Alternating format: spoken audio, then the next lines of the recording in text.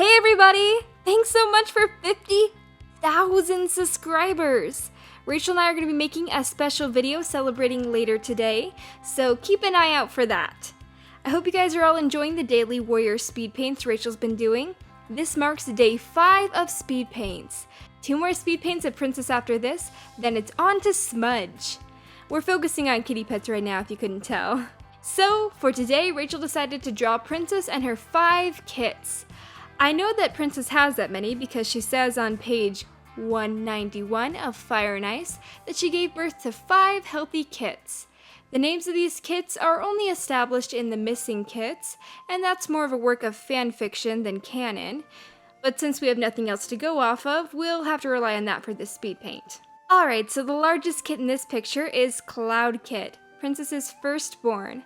She decides to give him to her brother Fireheart so that he can be raised as a warrior of ThunderClan. Right above Cloud Kit is one of his 2 sisters, Nami. She's a brown tabby she-cat with white patches and yellow eyes. So apparently she was adopted by a family of 2 legs, but eventually grew bored of living the life of a kitty pet, so she left her home and lived the rest of her life as a loner. That's pretty interesting, right? Next to Nami is Taylor. He's a white tom with light gray tabby patches and yellow eyes. He's kind of a mixture between his mom, who's a tabby, and his dad Oliver, who's white. He's really cute. He was adopted and lived his whole life as a kitty pet. Just below Taylor is another brother, Zach. He's a Siamese cat.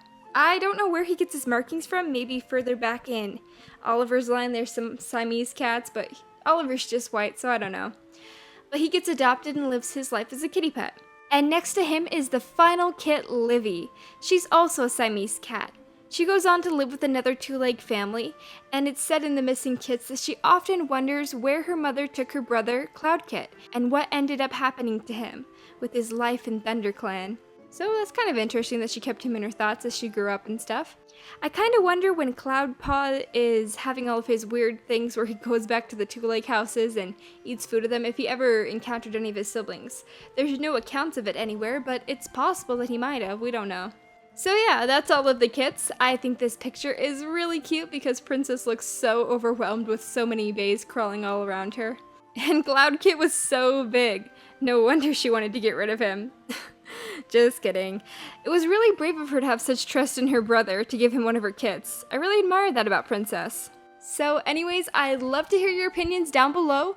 What do you think of fanfiction in Warriors? Can it be used to fill holes that were never addressed in the books? Or do you think that it's best to only stick to what we know for sure? Personally, I like the fact that the Warriors world is so fun and interactive, always growing and expanding, so I like fanfictions as long as they're based around canon evidence. But I'd love to hear what you guys think. I hope you enjoyed this speed paint, and I look forward to reading your comments. See you guys tomorrow with the next speed paint. Bye-bye!